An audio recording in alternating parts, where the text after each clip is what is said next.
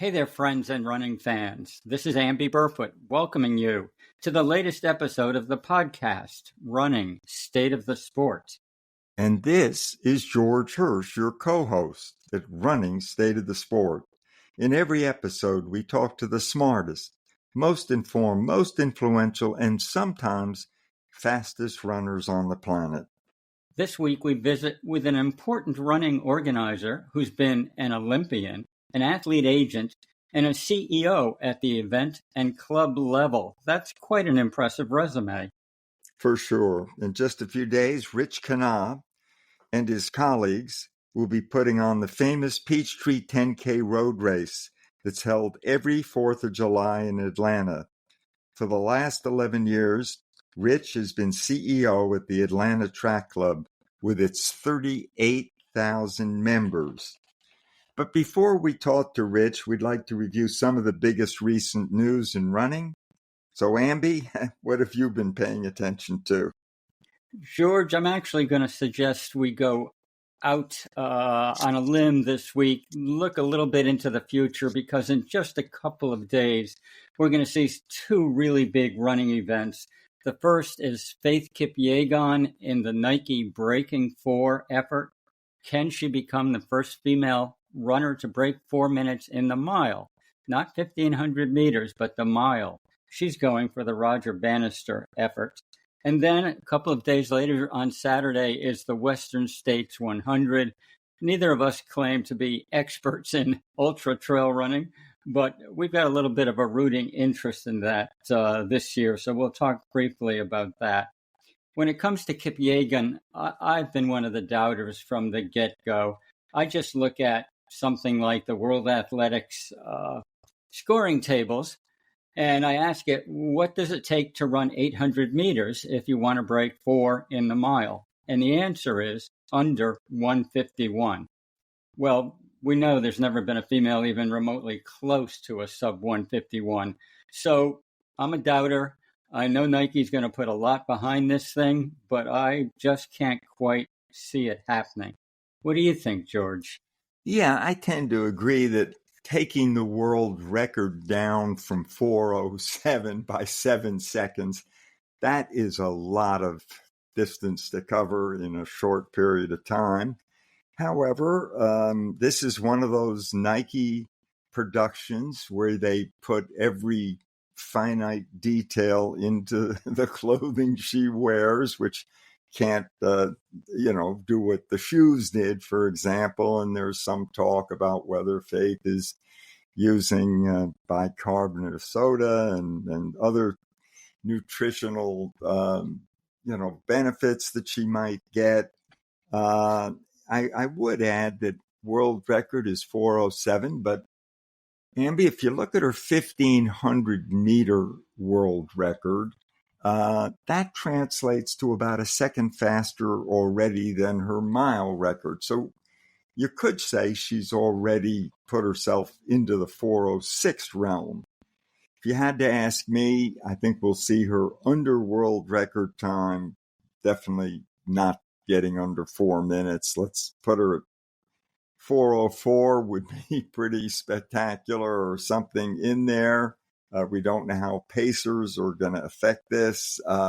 There's even some thinking, Amby, that pacers may not help her. She's been a often run from the front kind of a racer. She likes to feel her own race, her own pace, and of course she'll be following the line on the track that measures the 4 minutes, and the pacers are there to break any wind, and obviously Nike thinks she's got a shot, and they're making an awful lot out of it. I'll put her at 4:03, 4:04. That sounds reasonable to me. Yeah, even though I'm a skeptic on the sub 4, I will acknowledge that there are some very smart people out there who think she has a better chance of it than I do. And in particular, the biomechanist who did the study, which said with the right drafting, she could run 3:59. One of them has been peppering me with sarcastic betting emails back and forth. I don't know if we entered into a bet, but he thinks it's almost easy if the pacing is done correctly. That's the big question. We don't know the pacing. It does seem that she will have her training partners from Kenya, male training partners, doing the pacing for her, perhaps 4 or 5 of them in a phalanx. That's a very smart way to go after it. I'm a little surprised that someone's putting male pacers into a female effort race, because I think that optic is a little offbeat. But if she breaks 4, everyone will be celebrating and not worrying about that. I agree. Over at Western States, the 100 starts at 8 a.m. Eastern time on Saturday. So I'll be watching the start and maybe 14 hours afterwards. It's streamed live on the internet. We know now that Jim Walmsley won't be running, which is a big disappointment because he's the course record holder. That opens it up. Yep. Yeah, he's the acknowledged guy. Kilian Jornet is there. It seems he's been training really well. He ran something called the Ascent a week before Western States and had stomach problems and didn't do well. This is a 2-mile race. It's not a 100-mile race. It just happens to be straight up. So Kilian had stomach problems there, but he's been out training on the course since then. And many would love to see the legendary great mountain runner come through. I think you and I are a bit of David Roach fans because we do enjoy his podcast. There's no question about his success in a couple of major races last year. Some people, for some reason, don't take him seriously yet. I think that could be a mistake, but we won't know until they've been running for 14 hours. What do you think about Western States, George? Yeah, I'm definitely far from a student of the ultra trail Western States type event, but I'm all in with David Roach. You and I have interviewed him, and we just like the guy. We like him and Megan, his wife, and their openness and their just what they've brought to running. And he, as much as I think any runners around, he's into the science of the sport. My gosh.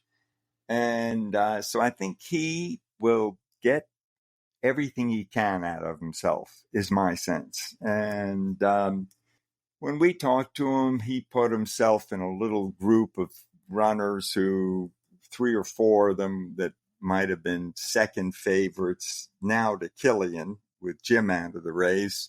And that's probably right. He's one of, therefore, a half a dozen runners who could pull the thing off.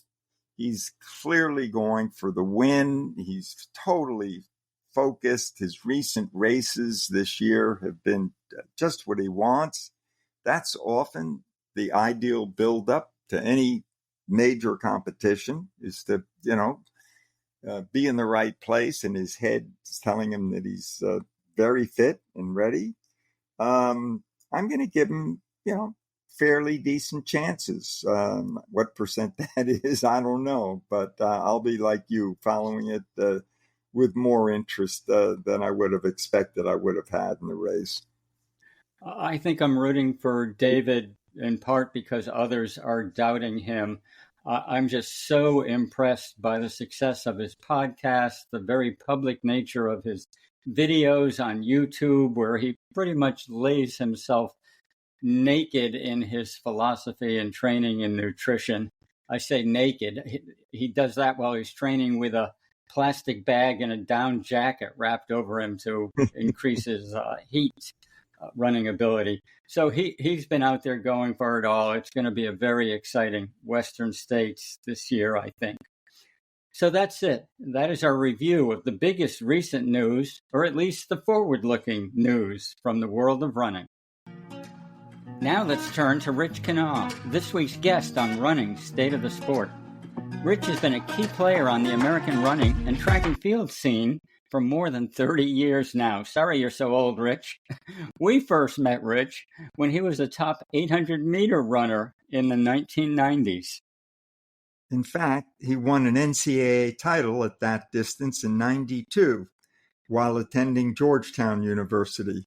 won a bronze medal at the 1997 World Championships, and made the U.S. Olympic team in 2000 for the Sydney Olympics. After that, he learned a different side of the sport as an athlete agent, and then in 2014 became executive director of the Atlanta Track Club, one of the country's biggest and most important running organizations. Rich, welcome to our podcast, Running State of the Sport. We're really excited to have you with us at this date in late June when you are particularly busy for reasons we'll discuss in a minute. Thanks for having me. It's a real pleasure to talk to you guys. So, Rich, we'd like to start with some simple bio information.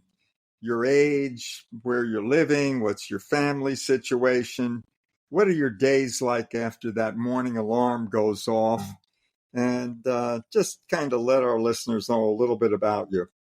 Sure thing. So I am 54 years old, and I put on my Strava yesterday that the hills seem to get bigger the older that I get. I lived here with my wife, Sherry, who ran at Villanova, but we don't hold that against her, being a Georgetown guy. Since 2014, I have twin children, son and daughter, who I could not convince to be runners. They're college basketball players. They're juniors. One's at University of Chicago. My son, Eamon, yes, I named him after a pretty good runner. And my daughter, Alexa, at Catholic University in Washington. So, Richard, we do remember your wife, Sherry, also in her outstanding track career. Again, back a few years. So we mentioned this is a busy time for you. Obviously, that's because the Peachtree 10K road race is coming up on July 4th, really just around the corner. Can you tell us a little bit about Peachtree for people who don't know a lot, and how big a deal is it for you guys in Atlanta? Sure thing. So the Peachtree was born on July 4th, 1970. So this will be the 56th running of the Peachtree. And in the first iteration, there were roughly 150 people that started and only about 110 that finished. We call those 110, they're affectionately known as our original 110. They're really the foundation of what our club is all about. And over years and decades, the Peachtree grew into what is known as the world's largest 10K. So pre-COVID, we capped it at 60,000. And last few years, we've had about 53,000, which is where we're going to land this year. We have a fun competition with Boulder for that title of the world's largest 10K. But it is known as how Atlanta celebrates the 4th of July. It's not a marathon. Obviously, it's a 10K. So it's largely a local phenomenon. 90% of the participants are from the state of Georgia. And I like to call it as the world's largest running party. So, Rich, a lot of races these days are, selling out, and it's often difficult to get an official bib. And it's a common problem we all are seeing more and more. Is that a situation with you? And if so, how do you work with this issue in Atlanta to make it as fair as possible for your runners? So getting a race bib for the race is and has been for a long time a feat in and of itself. So we try to have this equitable approach where, as a member of the track club, you are guaranteed entry. So and then if you are not a member, you enter the lottery. And then if you do not get in the lottery, but you still want to get into the race, we still have some member slots. So we're all about giving opportunity, introducing the sport to as many people as possible. So that is a model we will continue to lean into so that anybody and everyone who wants to step into the Peachtree experience has that chance. Rich, you were talking about the size of the race and being tied with Boulder, more or less, and people are always impressed with numbers. But what do you think are some of the unique aspects of Peachtree that are different not only from Boulder, but maybe just about everything else out there? So there are many traditions associated with the Peachtree. I'd say the one that is our biggest and best differentiator, if you will, is that our participant shirt is not a participant shirt. It's a finisher shirt.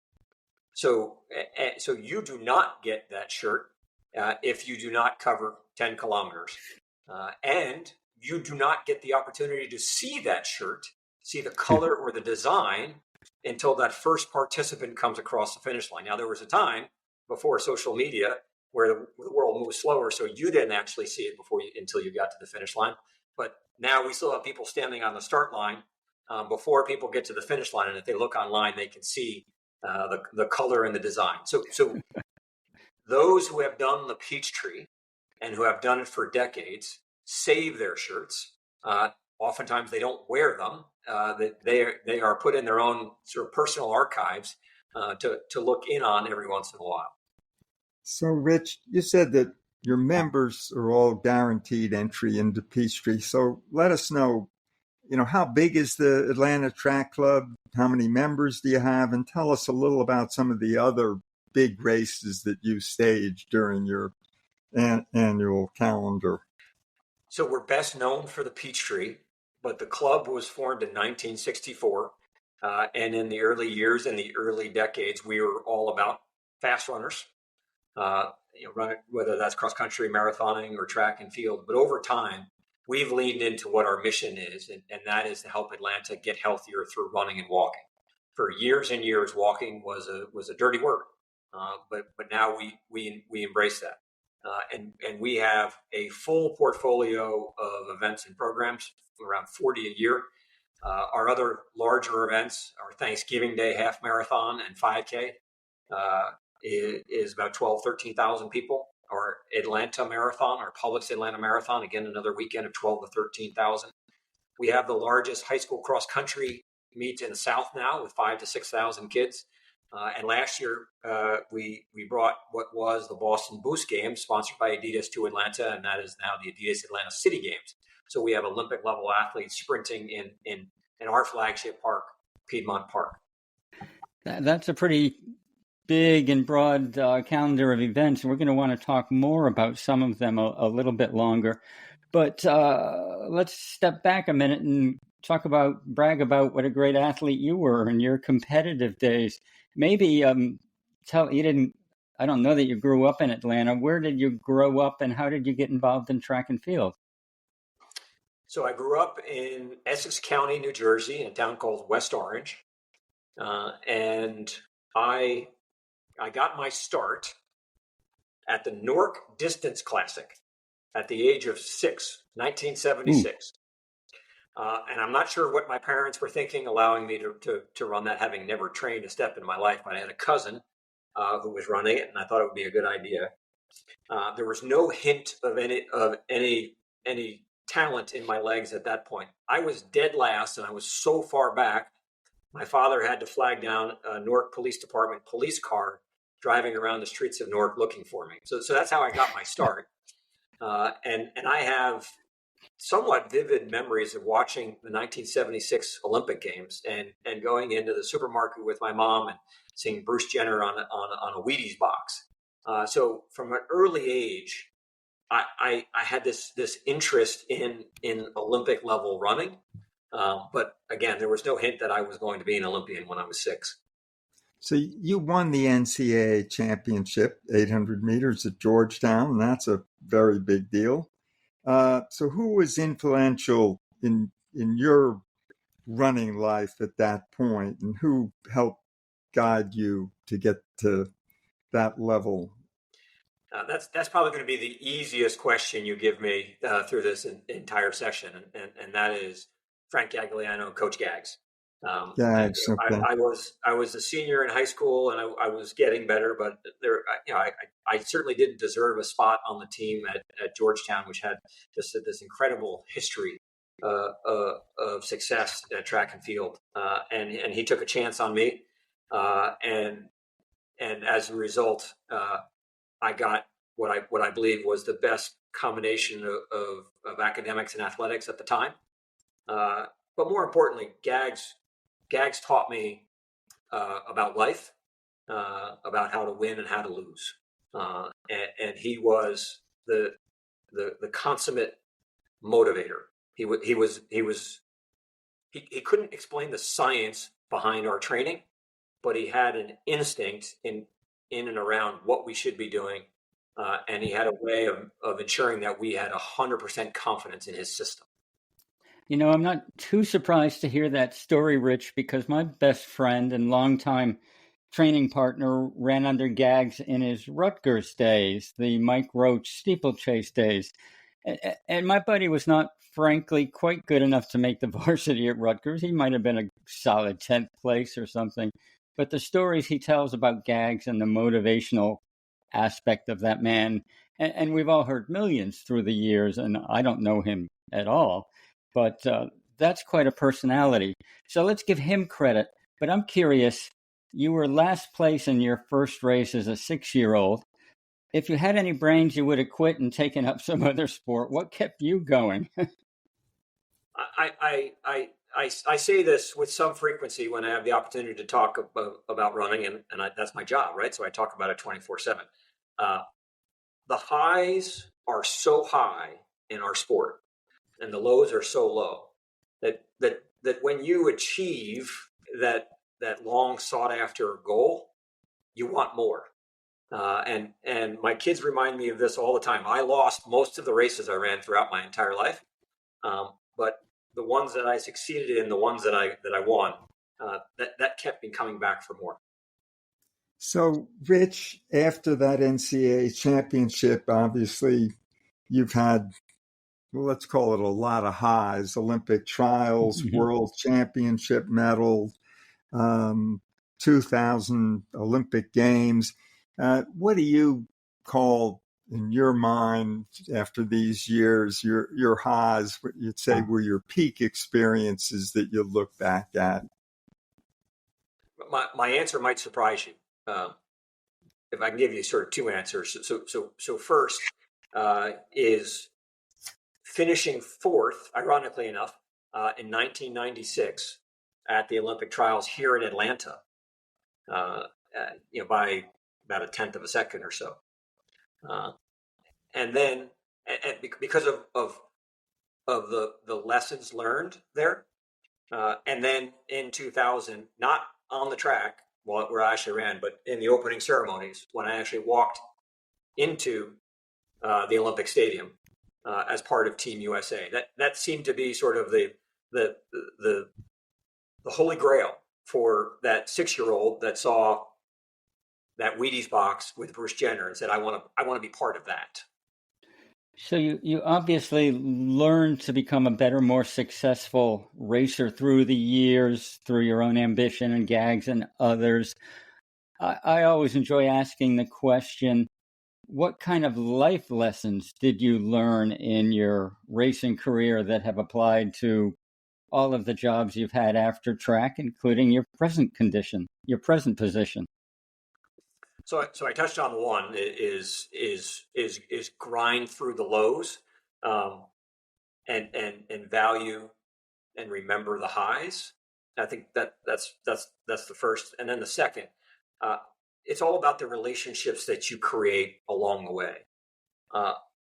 This sport has been so good to me in terms of the education, the relationship. I met my wife, seen the world 5 times over, and had I never won a world championship medal, had I not made the Olympic team, I would have taken the same journey if I had a chance to do it all over again, because of the relationships that have been forged throughout that period. So, Rich, let's move from your being an athlete to becoming an athlete's agent. And is it true that you worked with Michael Jordan in one of your early agent jobs? And if so, tell us a couple of stories about that.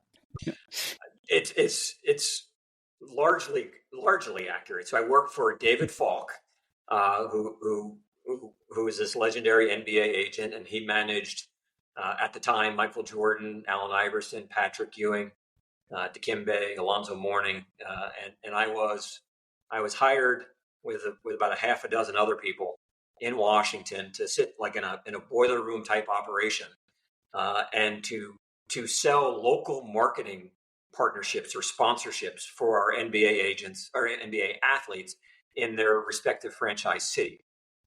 And it was a great opportunity for me to learn how a true professional sport operates from top down, how the agents operate, what they expect for their athletes, how you need to treat the athlete, what corporate America is looking for in the athletes, and of course, seeing and learning from this larger than life personality, David Falk, on how sports marketing operates was a real opportunity that I wanted to leverage and bring back to track and field. I'm wondering, since you've had really the full 360 of experiences in the sport, you've been an elite athlete, obviously, and elite athletes want certain things. You've been an agent, agents want certain things. You've been an event organizer, and those people often have to sit on the other side of the table and hammer their fists and get stuff done somehow. My question is, what do you know about the full 360 of this sport that some of us don't, or that isn't obvious to all of us? That you can never truly understand the experience of the other party sitting across the table, or in the world in which we live right now, across the Zoom call. And that you need to invest yourself in understanding what their reality is, as you try to collaborate and work together to grow the sport. You can't simply just guard your position without empathizing with the challenges of those other two positions. I think that's quite a wonderful and a little bit unexpected answer. I'm surprised and impressed. Thank you for it. So you're telling me to get ahead in this sport, we've all got to be good psychologists and maybe even empathetic to everybody else at the table or in the room. Yeah, I'll give you some examples. We Atlanta Track Club have our own elite team, and we recruit those athletes to integrate into our community and to help support them on their hopeful Olympic journey. So as we are recruiting those athletes, I try to speak in such a way that they understand, because I'm just some old guy sitting in the corner office, that let them know that I was in their position once upon a time, and I understand the concerns that they have about the professional side of the sport, and that the concerns that they have about making sure that we're truly interested in their well-being and not just how fast they run. Or flip side, we've had a number of athletes, elite athletes, who have had to scratch out of our races over the years, and to help counsel our staff so that they understand that we as an organization are not being disrespected because those athletes cancel, but those athletes have true physiological challenges and needs that sometimes have to override our own business needs. So a couple of weeks ago, Rich, USATF, the federation, announced qualifying times for the 2028 Olympic marathon trials. Atlanta, of course, hosted the 2020 marathon trials, which were considered a great success by all of those who ran or those of us who came to Atlanta to be spectators. Tell us, what are the pros and cons of hosting Olympic marathon trials, and what were they for you at the Atlanta Track Club? The plan for the 2020 Olympic marathon trials was at some level informed by my own experiences as a journeyman athlete for a number of years, struggling to make ends meet, just to chase my own Olympic dreams. I did not want our trials to be a tale of two groups, if you will, the haves and the have-nots. I wanted to make sure that everybody who got to the start line at the Olympic trials here in Atlanta got there on equal footing, had the same opportunity to make the Olympic team. Some everyone got funded the same way. Everyone got access to the same meals. Everyone got picked up at the airport the same way, et cetera, et cetera. I'd like to think that is one of the reasons why those trials were seen as a success from an athlete perspective. And we had a blast doing it. We had one, to maybe give you a sort of one data point, aside from the athlete side. We had promised in our bid document that we would have 100,000 people out on the streets of Atlanta cheering for these Olympic hopefuls. And in the final estimate from the city, we believe there were roughly 200,000 out there. And the APD officer who was leading on a motorcycle said to me that the vibe out there for the Olympic Trials Marathon in 2020 was even better than the vibe at the 1996 games for the Olympics themselves. So Atlanta leaned into its Olympic blood, its Olympic history, and it was just a labor of love for us. Flip side is it's a business model that is crushing, and for any organization to take that on, they need to do it with deep pockets and a clear-eyed understanding that you're investing in a movement and in the future, and there is no true way in its current model to monetize it. So we are going to want to talk more about that, perhaps. I was there all weekend. It was the best ever, and I've been to as many marathon trials as anyone on the planet, I think. But we all heard afterwards that the budget was really tough for you and your club. And I'm kind of wondering, point blank, what were your budgetary expectations and how did they turn out? And then we'll go into those bigger questions. So I, for better or for worse, successfully sold our board that this was $1 million investment that we should make. And the thought was we built this into our Atlanta Marathon weekend. So that it would take years, but it would pay off over time. So we budgeted to lose $1 million, and we lost $1.2 million. So it was, from a budget perspective, not far off from what I thought. But, and that's the ... Keep going. There is a better way to do this, and I try to use, to the extent that I personally at Atlanta Track Club have some bully pulpit remaining from this experience. If USA Track and Field and the US OPC and NBC and the LOCs who might be interested sat down in a room and said, let's all put skin in this game, I believe there is a saleable, successful, sustainable business model that could be created that would benefit everybody. But the way in which it is built right now, it's sitting around waiting for that organization like Atlanta Track Club to say, hey, listen, I want to spend a lot of money to bring the Olympic experience to my city. So a couple of questions off that one. One, do you see any chance of that happening, those people sitting around a table and getting together to make this happen in a really effective way? And I guess the second part of it is, what are the chances of Atlanta Track Club bidding for 2028 trials? So I'll answer the second question first. The chances are zero. Okay. Not because of a bad experience, for all the reasons that I already articulated.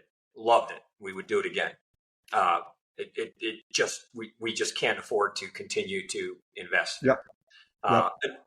Until, and this goes to the first question, until those who are in the positions of power and leadership to be willing to sit down and have that conversation. And frankly and sadly, I don't necessarily see that at this moment. Okay, Rich, I think that's really fair. I mean, we're not here to put you on a pulpit and then get you to say everything that's wrong with the Olympic marathon trials. We've known a lot of organizers, and they've all loved the event because you're runners and you got your fans in town and the spirit of the community is great. But everybody ends up saying all the pieces or all the partners, as you put it, are not necessarily in there together. So I guess let's leave the marathon trials because that still gives us Grand Slam track to talk about.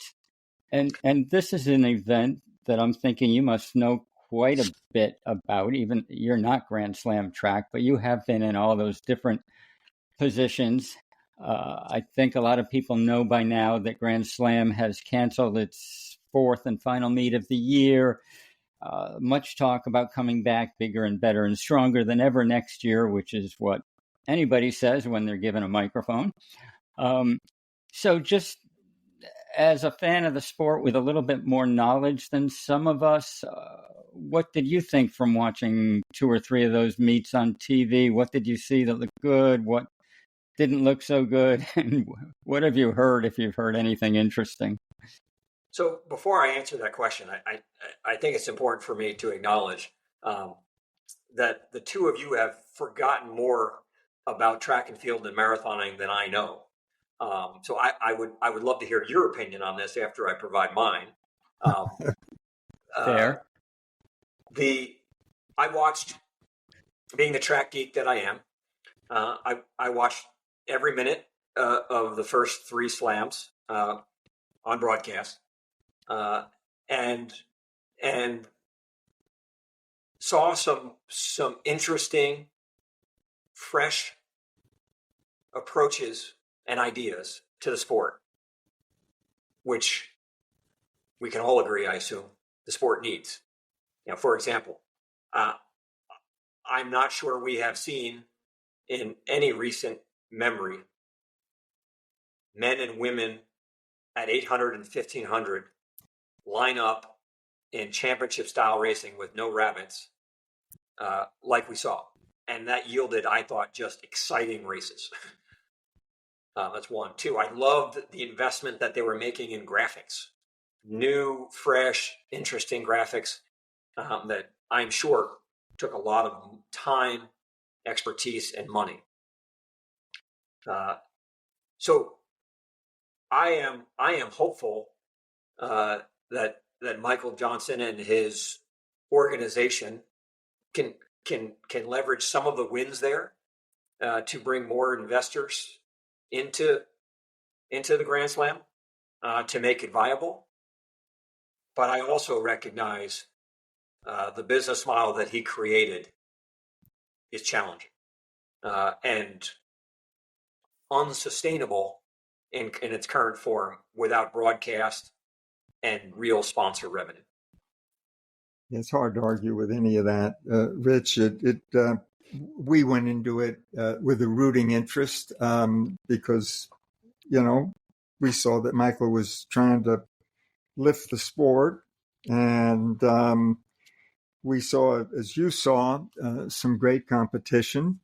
But right away in Kingston, Jamaica, and Miami, we saw an awful small crowd, which was disappointing. And finally, there were bigger crowds in Philadelphia, but you put 18,000 people into Franklin Field, it doesn't look awfully big anyway. So some of that didn't help. It was certainly nice for some runners to walk away with the kind of money they don't get anywhere else. 2 days work, $100,000 for, Sydney and Gabby and others. It was kind of terrific. And as you say, hopefully it's a learning experience for Michael, and maybe some of the best pieces of what happened are learning experiences for the International Athletic Federation and for the Diamond League, which is in existence. And as we've just seen in the last days, some terrific competitions in Bislett in Norway and Stockholm, world records, great competitions going on there. It doesn't mean that that's a system that's broken, but it's one that obviously can be improved, and maybe what Michael's done can inform some of that. Amby, I don't know, what would you add to, since Rich is asking us our thoughts? I tend to be a little bit of a harsh skeptic on a lot of these big events and their brand new presentations. I didn't see as much new as I expected. I didn't know what to expect, but I heard the promises and I thought my eyeballs were going to be blown out. And I can't say I'm impressed that someone can get athletes to run fast in March and April, because if you put a pot of gold on the finish line, I think athletes will run fast almost any time. So they had more than their share of motivation for the performances. I certainly don't have an answer. I don't think it's an easy piece, or someone would have solved it long ago. And maybe I'll morph into the question for Rich. One thing I always see when I look at this sport is a contrast between fantastic U.S. sprinters who win bushels of gold medals every 4 years in the Olympics, and then they kind of seem to fade away only because people don't pay attention to anything but the Olympics. And on the other hand, as you well know, you've got millions of recreational road runners out there in Atlanta, New York, and every other place every single weekend doing their thing, which is terrific. But there's not a unity between the two groups. Is there a bridge? Is there a way to make everybody come together and support track and field, or at least track? Great question. For better or for worse, there aren't too many people in leading running organizations, and I have the good fortune of leading here in Atlanta,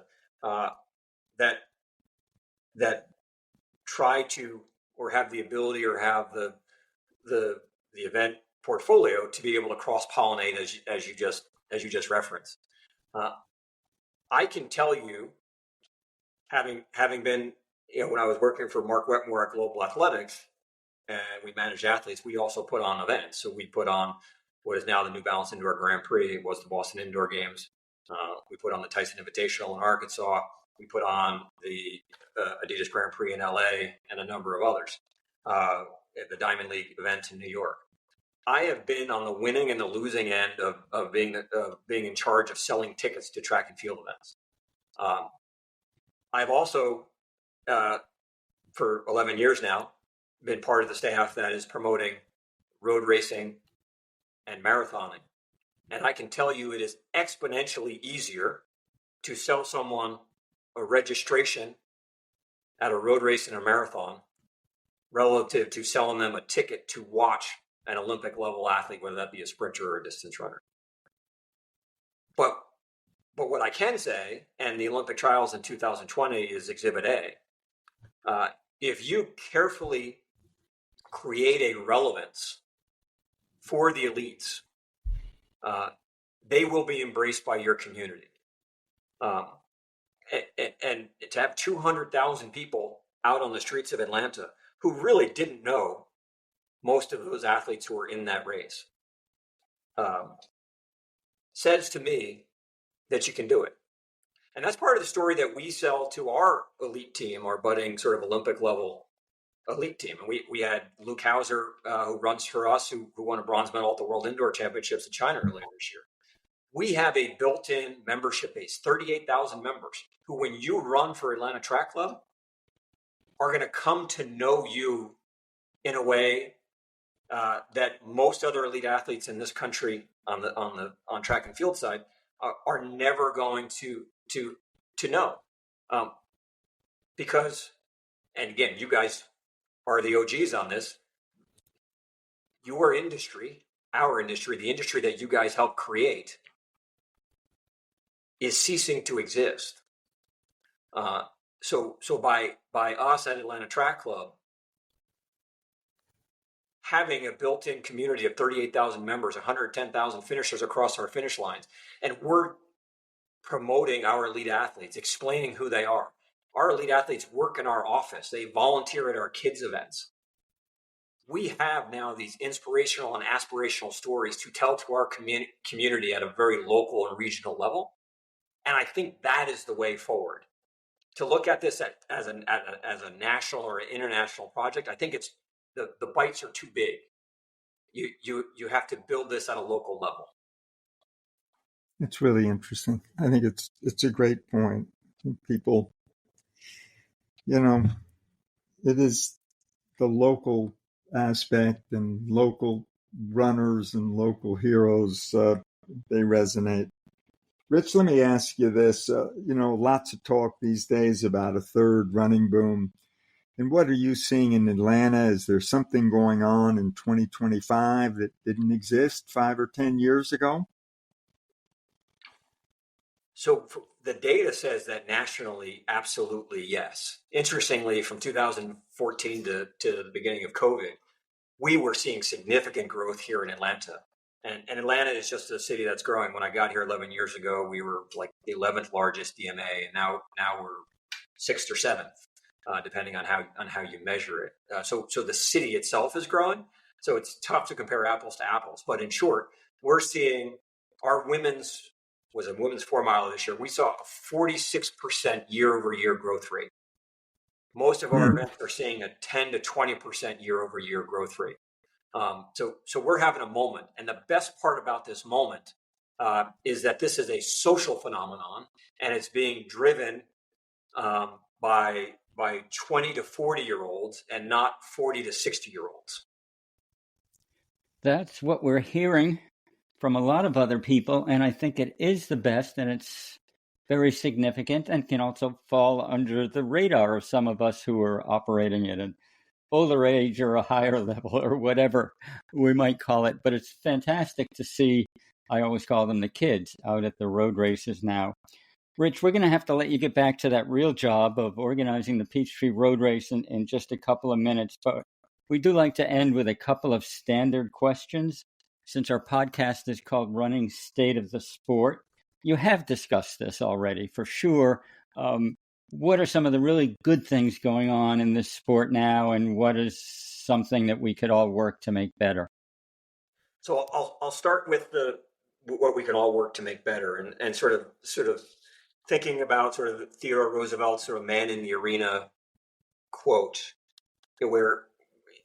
And I just think about that all the time when there are people like Michael Johnson or the Diamond League making investments or new races, and it just seems to be sort of a bit of a parlor game where we take shots at people who are taking chances, people that are in the arena. So the area that we can get better is that when someone is trying something new in this sport, we should support them in any way possible, because we all stand to gain from that. Yep. In terms of what's going well in the sport, we've been saying this for a while. We've seen this for decades. The reservoir of young talent coming out of the United States at the grassroots level, through the high school level, and then the collegiate level is significant. It's vibrant. It's deep. And we need to continue to nurture that. And I think that's, if I had a hope for USA Track and Field, is that focus on making sure that the reservoir continues to stay filled with young talent, and we do our job so that the next generation sees the largest participatory sport at the grassroots level, because that'll continue to fuel our best Olympic athletes. So, Rich, we end the podcast with what we call our 3 fairy godmother wishes. We give you only 3, and you can make them just as personal as you like. What would you still like to achieve in running from your current position? What does the Atlanta Track Club want to promote? Those are possibles for you. What new events would you like to bring to the world? But anything you want, and that can include personal, family, you name it. And so they're fairy godmothers, so they can be pretty far out there. Absolutely. I was going to say another sub 3 hour marathon, but I think that's a miracle. So maybe one. And George, you and I have talked about this in recent years. We have in our strategic plan an interest in building an indoor track and field facility here in Atlanta that is best in class, best in the world. And we're slowly, carefully moving in that direction. And I can see the light at the end of the tunnel now. So that is a big step for us to help. And that brings us to two, to build Atlanta's reputation as running city USA. So you got Track Town City USA on the West Coast. We want Atlanta to be known as the running city in the United States. And then last, the event, and our staff can tell you, I have some pretty out there crazy ideas for events that we should do. Is I want us to do a speed golf pro-am where we marry up Olympic level track and field athletes across all disciplines with golfers and runners here in Atlanta, where we fundraise for our youth program. So it's called Kilometer Kids. We reach 6,000 kids a year, where we introduce a sport to them in a non-competitive environment.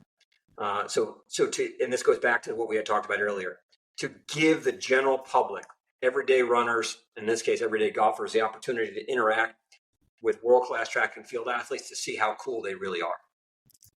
Rich, I haven't heard anyone talk about speed golf for a while. It's time. You've got the perfect rationale and cause for it. And that ends our podcast today with Rich Kenah, the former 800-meter star and current and ongoing executive director of the Atlanta Track Club, who will be putting on the Peachtree 10K on July 4th, and we'll all be checking the results then to see how the race goes. Thanks, Rich, thanks for joining so much.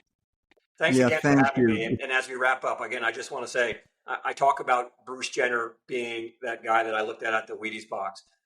Just know, as an age group runner and then a high school, college runner, knowing that I am now talking to two guys that help build the sport that I love is truly a privilege and a thrill for me. So thank you for your decades and decades of service to this sport. Thank you, Rich.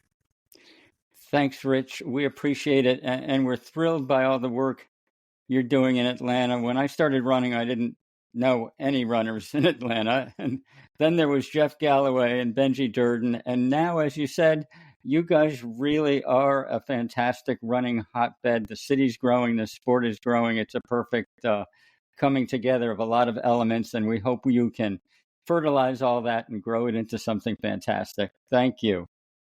Appreciate that. Amby, it seems to me that Rich Kenah's done a terrific job at the helm of the Atlanta Track Club in the last decade or so. He's raised Atlanta's profile in so many ways, and he's still got more things he's working on that we talked to him about. I thought the same thing as we listened to him, George, and talked with him. In fact, I had a flashback, actually. I remembered interviewing him in mixed zones at big track meets, maybe 30 years ago.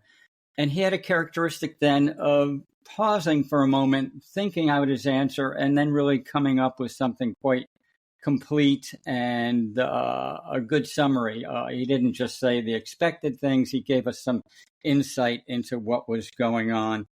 In our chat with him, I was particularly interested in talk about the 2020 U.S. Olympic marathon trials, which were held in Atlanta, probably the biggest and best marathon trials any of us have ever seen. It was just fantastic. But it was also a trials that lost a significant amount of money for the Atlanta Track Club, Rich's organization. So right after that, you asked him a great question. You said, hey, Rich, you're going to be bidding for the next trials in 2028. We know everybody's talking about those trials now, how to qualify. But the more important question is, where are they going to be held? Who's going to put up the money and organize it? And to that, Rich said right away, zero, no interest. That's not a great sign. And let's hope that there are some others who are willing to take on the organization of the next trials. George, what struck you about hearing from Rich? Yeah, I think what struck me is here he is. He's running this absolutely sensational running organization. It's got to be one of the, who knows, 2 or 3 best running organizations anywhere. They put on 40 events a year, although, best known for the Peachtree 10K. But what I came away with was Rich is a visionary. He's a guy who's, not just building on what he's got there, but he's looking out to the future. And, he was talking about building an ambitious track and field facility, which he said would, really make Atlanta the running city. And how great is that? You and I know, Amby, you're getting into the need for huge financing, tens of millions of dollars, working with the political structure, never easy. And to make those things happen, you gotta just think big and bold. And so, what an ambitious endeavor! And I think that is what struck me is the vision that Rich brings to all that he does. Well, it's so important because I remember, and you remember also, when there were like 2 runners in all of metropolitan Atlanta. They were named Jeff Galloway and Benji Durden. And there wasn't much more going on there, but there's a lot going on now, and they're definitely building for the future. So that's and it. Maybe Gail Barron. Gail Barron right after the 2. Thank you. Winner of the Boston Marathon. We can't forget Gail. One of the biggest, brightest smiles out there. Sure, absolutely. You bet. So that's it for this week's episode of Running State of the Sport. We hope you enjoyed joining us as much as we enjoyed spending the time with you. We'll be back again soon with another episode. Until then, please tell your friends about Running State of the Sport. We'd also appreciate a review at your favorite podcast host, like Apple Podcasts or Spotify Podcasts. In signing off, here's our hope for the state of your own personal running. Chin up, clear eyes, full heart, keep moving, onward.